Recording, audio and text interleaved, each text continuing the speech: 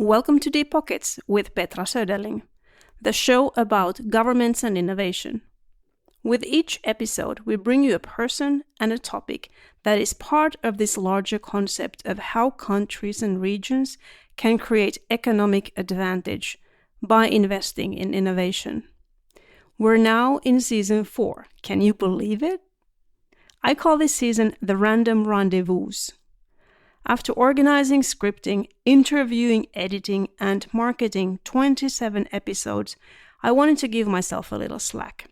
This season, I will invite interesting people I meet online, in events, or through work. It will be an open mic approach, no scripting, no theme, just me and the guest talking about whatever we feel like for how long we feel like. Our theme song is by New Orleans jazz icon Leroy Jones. I hope you enjoy this and other episodes.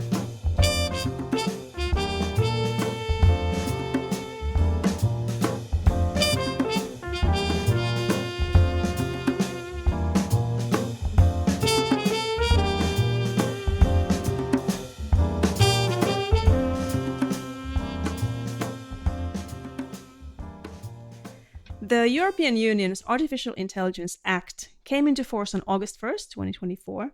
This is after years of preparations, negotiations, industry and interest group lobbying. What is this all about? I invited one of Europe's top experts on AI governance, and I'm going to let her explain what that term means, to tell us why this act is needed and how it impacts Europeans and also people and companies from other countries. Meeri Haataja is the CEO and co-founder of Saidot, that's Saidot, a company providing a leading enterprise SaaS platform and service for AI governance and transparency. She helps enterprises develop and operationalize responsible AI strategies for positive economic and social impact. Welcome to Deep Pockets, Meeri. Great to be here. Thank you for inviting me. Let's get warmed up first by talking about you. How did you become interested in technology in the first place, and how did you end up founding one of Europe's leading AI companies? Yeah, I think I got interested about technology first time when I got access to internet during my high school years. It was IRC, Internet Relay Chat. That was the first social media, so I got really engaged with that and found new friends, even my husband, via that. So that's probably the first contact with technology and internet for me. I studied in School of Economics in Finland, nowadays Aalto University, and I majored math or quantitative methods for business. So just got interested about math and statistics, and that was what led me to then got involved in analytics and data related work when I entered work after my studies. So kind of partially accidentally ended up in data related work, but then basically I've been doing whole my professional career in data and analytics related work later than AI related work, and that was the ground. Then it was later something like 7 years ago when I started to engage more in the compliance related or regulation related, privacy related matters during my work in financial sector, and during those years, my eyes opened to the impact of technology that we are doing. I was doing in my work, and my colleagues were doing, and I figured that we are not necessarily seeing broadly enough the impact that we're doing or like we're making in our society and in enterprises. So that got really interested about the AI's impact and also how we can change the way how we work so that we take care of, really take responsibility and accountability also on the wider impacts that we are making with AI. And that eventually then led to founding Saidot 2018. Okay, 2018. That's really fascinating. I asked this question from all of my guests, and every time the career path is different. It's so fascinating how people end up where they are. Also, ad break. If you're interested in this story, I have interviewed Meeri in my book, Government and Innovation. That's in the chapter about Finland and AI, because you also worked for the Finnish AI, the national strategy of Finland. But the reason why I invited you to Deep Pockets today is the European Union's Artificial Intelligence Act that finally came into force just over a week ago. So can you tell us what the act is, what it does for European companies trying to develop or implement AI technologies? Yes, absolutely. It's very exciting time really, because this process didn't start last year or very recently. Already 2021 was actually the first time when this first version of the regulation was put out for comments, and even before that there was several years of preparation. So it's been a really long process. AI Act is the world's most comprehensive regulation specifically on AI. EU regulation applying to all the EU member states in the similar way. It applies to organizations who are putting AI systems into market in the EU region. And really the purpose of the regulation, there are actually a lot of them. It's really targeted to improve the functioning of the internal AI market in the EU, promote this trustworthy AI or human-centric AI, and really protect citizens and users, humans, related to health, safety, and fundamental rights related risks that concern AI and the use of AI. But also, Commission has a target for supporting innovation with this regulation by setting clear rules where companies can operate as well. So there are actually really broad targets with the regulation, but importantly to really protect people related to AI related risks.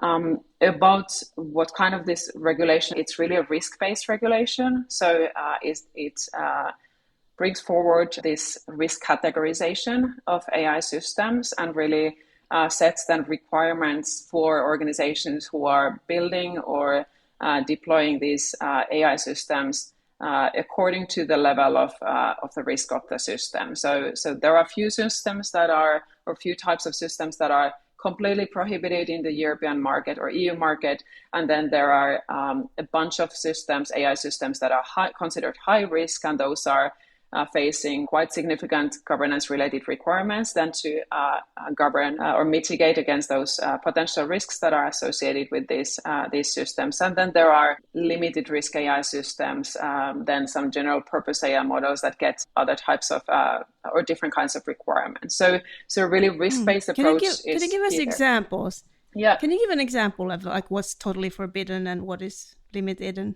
yeah, for example, in the prohibited category, there are, for example, social scoring type of systems. So in the EU, there, it's not allowed to do basically social scoring. Like this Black Mirror episode. Yes. Okay. So that's completely prohibited. In the EU, the biggest or the most attention has been going to these high risk systems. Those are the systems that are facing most of the or biggest set of requirements from the AI Act. There are sort of two categories of systems. First is those AI systems that are already facing safety related regulations in the EU. So, for example, AI systems that are medical devices. These systems are considered as high risk, and they face also requirements from the EU AI Act. So safety regulated AI systems, one category, and then there are these kind of they call it standalone AI, high risk AI systems. These are, for example, AI systems that are used in doing recruiting related decisions about people, and basically systems that are making influential decisions regarding that influence people's lives. Yeah, we've seen bad examples of that. We've mentioned a few terms, so let's clarify those to our listeners. And for me, please. So, for example, responsible AI, and then you talk about AI governance. So can you give us like a little bit of background on these complicated terms? Yeah, this is really interesting. It's been a lot of iteration, and of course, everyone uses from their own perspective these terms. But by responsible AI, typically we refer to AI that is ethical, technically robust, or safe, and also lawful. In Europe, we often use trustworthy AI as a synonym for this responsible AI term. In the US, I think responsible AI or RAI or AIR AI is the term that this referred to that one. Then, on the other hand, AI governance, we typically refer to those formal processes and practices that help enterprises to ensure that they develop and deploy AI in a responsible manner. So that's then the operational level. How do you ensure that you operate responsibly when in the context of AI? Okay. So if responsible AI includes things like ethical AI, then how do you define ethical AI? What does that mean? Yeah, it's actually very often used as a synonym for responsible AI. But I think more precisely, when talking about ethical AI, we are focusing on ensuring that AI aligns with the ethical norms of the stakeholders, both the operators who are like bringing this to the markets, and then also the stakeholders that are influenced by these systems. So that's really sticking to ethical norms of that context where the system is operated. But as said, these are terms that are very often used as synonyms, referring to same as responsible AI. Okay, thanks. I think we're all on the same page. So many of the big tech companies that are creating these AI tools are actually American companies. So how does this EU legislation affect them? And does the US, by the way, have a similar law? And another question is, some fear that Europe is once again regulating itself. Well, go ahead, answer that, please. Yeah, so the EU AI Act impacts everyone who is bringing AI systems to the European market. So putting their AI-based products on the market or in service in the EU. So definitely, it's very relevant for US-based companies who are building AI-based products or AI models and taking them to the EU market. So from that perspective, what we are seeing is really that it is an interesting regulation, not only for companies operating in the EU, but generally for companies who are operating in a global marketplace. It provides the clearest regulative standard now on what is coming, and a lot of different countries are working on AI regulation. Also, there is a lot of going on in the US in terms of AI regulations. There is no similar federal level regulation in the US, but there is definitely a lot of activity going on in the state level. For example, in Colorado, there is this Colorado Artificial Intelligence Act, and in New York City, there is Automated Employment Decision Tool Law.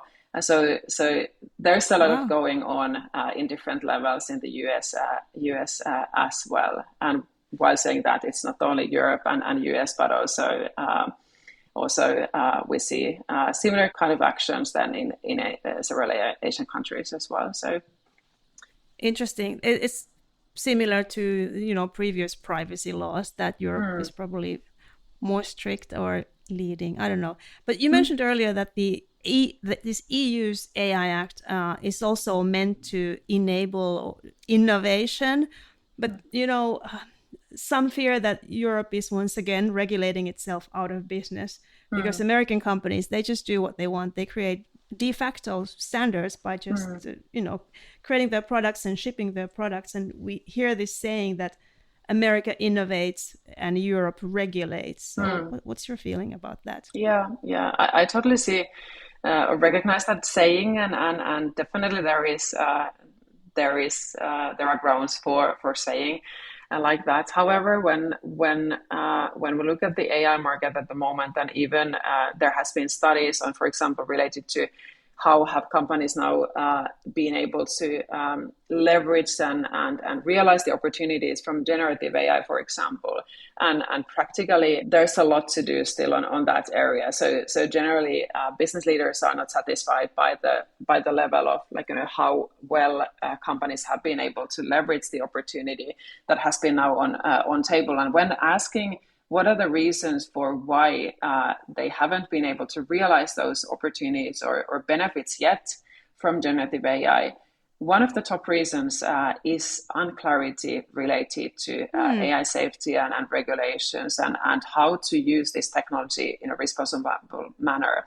So this is what we're also, based on my experience when we discuss with a lot of companies, it is actually practically this unclarity on how to control the risks related to these models and AI systems is already limiting or slowing down the way how companies are able to leverage and capture the value from these technologies. So from that perspective, I see that we are in the moment when any clarity is helpful for companies in finding the safe space where to operate, knowing what does good look like, where we shouldn't engage due to too high risks, and then bringing that clarity. So there are these both sides always, and sometimes this regulative clarity can be actually a driver for innovation and being able to then move on in that does make a lot of sense. When you're the CEO, you want to be able to make longer term strategies and to know and trust the regulatory environment. Okay, let's go into your company, Saidot. Tell us what it is that you do. Yeah, so we really are focused on helping enterprises who are building, developing, or using AI-based systems to operationalize high-quality AI governance in their work. So there's a lot of principles and good practices, standards, and these regulations that give a lot of guidance. But the question is then, what does it mean operationally in the everyday work of those AI teams who are building these systems, or business teams who are taking into use this system? So Saidot is really focused on helping these teams to put it into practice. Practically, we provide or do this by providing SaaS platform for AI governance. So using our product, our customers build their AI inventories. So one place where you actually see, know, and are able to follow what is going on in AI in our company, whether those are your own systems or third-party systems. Customers use it for doing AI risk management for their different AI systems, to understand and meet also regulatory requirements. And then collaboration. AI governance is always a collaborative effort between technical specialists, legal compliance specialists, business users and owners, different stakeholders. So it's really a place also where these different stakeholders can come together and do good governance effectively. Okay, that's great. And where can people find this SaaS tool? What's your Saidot.ai is the easiest, and then also LinkedIn, of course. Okay, I tend to get a little bit philosophical also towards the end of this episode. So how do you see the future of AI developing? Like, what are the biggest technical, social, or regulatory challenges? And I wanted to go back to this book that I read in 2017 when it first came out, Life 3.0 by Max Tegmark. So in 2017, he was laying out these different scenarios, how it could play forward, but that was 7 years ago. So how do you see, what are the biggest challenges and where is AI headed? This is a really challenging question because the pace is so fast that it's it's hard to predict. I've been saying that it's even like hard to predict what is happening in 1 year from this moment. So like now looking even further, it's really hard. No one really actually knows, but it's so interesting, and we will learn as we go by. I'm really interested about AI agents and how do we connect AI to automated workflows, and how AI powered agents start to interact with other AI powered agents and AI systems to conduct more processes and transactions independently. This is definitely going to be a huge driver for efficiency in a lot of different processes, but also makes this whole interconnectedness and autonomy of these systems makes also it from governance perspective very interesting, and probably also very challenging as we continue on this track. But that's something like pretty practical right now. There are some topics that will definitely require a lot of thinking from policymakers around the world. Some many things that even AI Act isn't really fully addressing. One of the most worrisome or sort of themes that are very difficult is the whole influence of AI in the spread or creation and spread of disinformation and misinformation. The whole concept of truth, what is true, and what is not, and how does that change our societies? I think it's a really difficult question and challenge, and can be extremely influential in how our societies work and how our kids are growing up, and very interesting social impacts on that. Also, the whole question on how does AI impact work is something that we talk way too little. There has been some very interesting examples. Generally, I want to really encourage companies to share publicly how they have used AI, and how it has influenced their the work in also their positively, companies. because there's so much fear mongering. Yeah, exactly. So just for everyone, us together, to understand more about the impact. So I think this sharing is really important, and really want to encourage on that one. I think everyone should expect from their own work perspective that AI will radically change the way how our work is done. So it's really important there to, even though it's difficult to forecast exactly how that happens, but it's important that you recognize that and take action on keeping up with the development, and also taking into use AI. The whole question of liabilities and redress, I think that is also one topic that we relatively little discuss still. We try to sort of proactively avoid risks or harms from happening, and that's of course very important. But the fact is that there will be harms created by AI or driven by AI-driven systems. So we should start talking more about the liability and redress related issues. How do we then fix situation when the harm already happened? So hoping more discussion about that. Few things just to name some of those topics. Okay, last question about you. So we're recording this in August, it's summer, so I want to ask you, what is the most interesting thing in your life at the moment? What makes you get up in the morning? What makes you smile? There are so many things. It's really, really hard to, but maybe I need to say at the top of the list, it's the Saidot team. We're 20 persons right now, incredibly talented, driven people. So I enjoy really every second with the team. But also in this situation of the market now, it's been a long way, and we've been expecting these regulations to take form. And now, of course, for us as a company, it's extremely interesting couple of years ahead when companies start to take action on AI governance and really operationalizing that. So So really working with all of those customers who want to find ways for effectively doing good governance and having a privilege to like support them in this journey. So a lot of reasons to smile. This has been Meeri Haataja, CEO of Saidot.ai. Thank you for visiting Deep Pockets. Thanks for having me. It was fun. You've listened to Deep Pockets with Petra Söderling.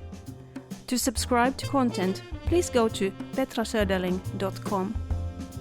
The wonderful music you heard is by Leroy Jones, an iconic New Orleans Jazz Hall of Fame trumpetist. You can find this and other Leroy Jones tunes at your favorite online or offline music store. Thanks for listening, and be sure to subscribe, like, rate, and share our episodes. It means a lot to me and to my guests. Thank you.